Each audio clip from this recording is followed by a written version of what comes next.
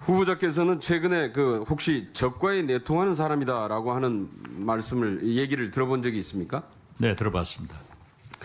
적과에 내통하는 사람, 이거는 지금 현재 내통을 하고 있다는 사람 뜻인데 이걸 좀 간단하게 딱 두 글자로 줄이면은 뭐 어떻게 표현할 수 있습니까? 간첩 이렇게 표현할 수 있는 겁니까? 적과에 내통하는 사람. 글쎄, 야당의 원내대표께서 말씀하신 것이 적절하지 못했다라고 저도 표현을 했습니다마는 일반적으로 언론에서 그러한 지적이 있었기 때문에 우리 주호영 원내대표님께서도 그 이상 말씀하시지 않았더라고요. 소통하라는 의미로 받아들였습니다. 그런데 이게 단순한 소통하라는 의미가 아니고요. 이 쉽게 얘기하면 적과에 내통하는 사람을 국정원장 후보자로 앉혔다. 이 얘기는 굉장히 심각한 얘기입니다. 저도 모욕적으로 받아들였고 쉽게 얘기하면은 간첩이라는 얘기인데요. 이게 간첩인 줄 알고 신고를 안 하면은 어떤 처벌을 받는지 아시죠? 예, 알고 있습니다. 그런데 간첩이 아닌 걸 알면서도 간첩으로 몰아가면은 어떤 죄를 받는지도 아시죠? 예, 잘 알고 있습니다. 처벌이 굉장히 셉니다. 그렇죠? 예. 예. 이게 굉장히 국가보안법에 의해서 굉장히 무서운 조항입니다. 그런데 이런 얘기를 지금 후보자가 듣고 있는데요. 이 부분에 대해서 어떻게 대처를 하실 계획인가요? 이미 저도 언론을 통해서 유감 표명을 했고 특히 대통령님께서도 간접적으로 그러한 말씀을 하신 것으로 알고 있습니다.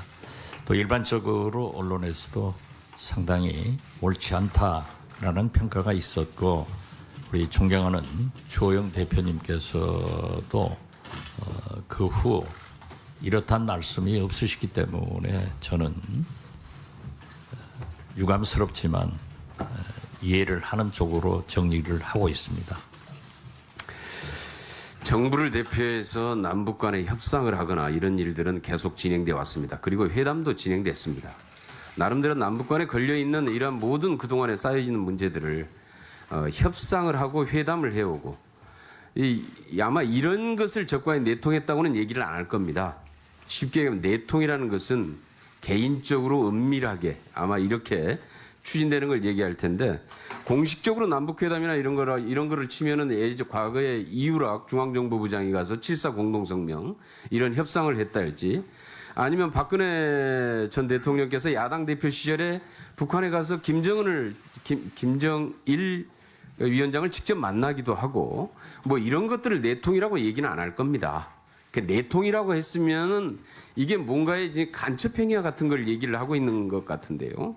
이거는 분명히 이 부분에 대해서는 책임을 물어야 합니다.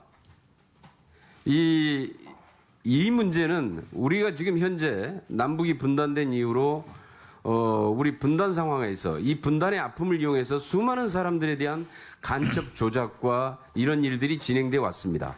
그리고 그것으로 인한 수많은 피해자도 발생해 있습니다. 이게 굉장히 중요한 문제입니다. 이건 국정원장으로서도 굉장히 중요한 문제라고 생각을 합니다. 그래서 그 부분에 대해서 확실하게 책임을 물을 것을 촉구합니다. 잘 알겠습니다. 예.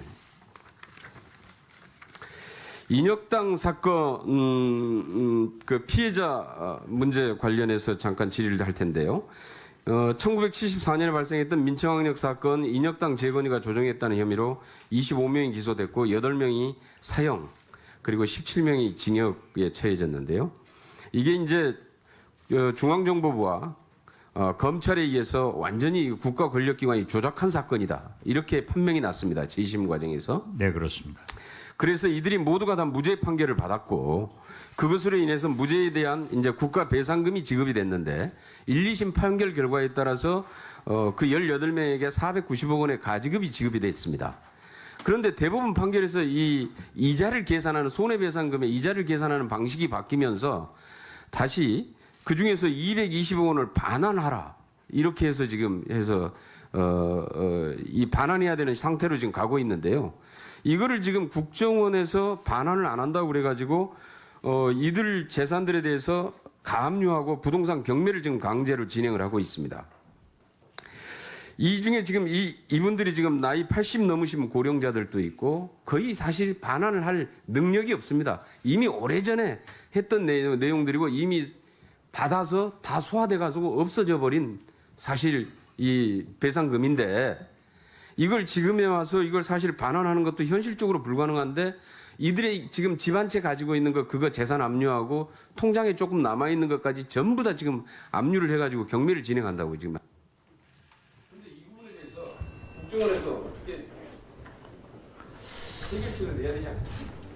제가 국회에서 법사위원을 하면서 법원 행정처나 또 정보위원을 하면서 국정원에 많은 유감 표명을 했습니다. 저도 의원님의 비록 대법원의 확정 판결은 나 있고 지금 국정원에서 문제 제기를 해서 재판에 계류적인 것으로 알고 있습니다만은 저도 굉장히 잘못된 판결이다 이렇게 생각합니다. 많은 분들이 조작에 의거해서 엄청난 죽음도 당했고 감옥살이를 했습니다. 이분들에 대해서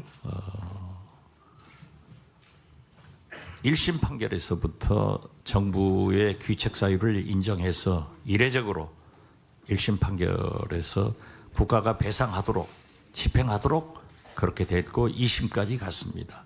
그런데 대법원에서 그 기산 일을 이분들은 처음에 중앙정법에 연행됐던 그 시점부터 1심, 2심, 대법원까지 1심에서 다 계산해가지고 배상금을 지급했는데 대법원에서는 확정 판결을 기준으로 해서 배상을 해야 된다 해가지고 다시 반환 조치의 판결을 했고 지금 현재 국정원에서도 재판에 계류 중이기 때문에 제가 사법부에 대해서 국정원장이 취임한다 하더라도 간섭할 수는 없지만은 이러한 불행한 역사를 청산한다는 의미에서 저도 계속 의견을 내서 사법부가 현명한 판단을 하고 이 국가 공권력에 의해서 피해된 사람들의 배상이 진정으로 이루어지도록 노력하겠습니다. 예, 자, 고하시죠. 아니. 이만 마무리 좀 하겠습니다. 지금 이제 법원에서 조정을 했는데요. 예, 그렇습니다. 실질적으로 이걸 좀 이제 해결하자 그래서 법원에서 조정을 했는데 국정원에서 이것을 거부하면서 이게 완전히 지금 현재 지금 진행이 되지 않고 있습니다. 그런데 이게 이제 국정원도 아마 이제 대법원 판결이기 때문에 어쩔 수 없다 이런 것 같은데요. 그런데 과거에 KBS 정현준 그 사장 사례나 이런 것들을 보면은 이런 경우에 법원 조정을 받아들였을 때 국정원의 책임이 주어지는 것은 아니라는 게 이미 과거에 이제 정현준 사장의 재판에서 다 나왔거든요. 그래서 현실적으로 해결할 수 있는 방안이 있다고 생각하고요. 이 부분에 대해서 적극적으로 해법을 좀 찾아주시기 바랍니다. 알겠습니다. 만약에 국정원장에 취임을 하면은 반드시 그러한 문제를 검토해서 정의롭게 하겠습니다. 예, 수고하셨습니다. 이어서 하태경 의원님 질의해 주시기 바랍니다. 준비하고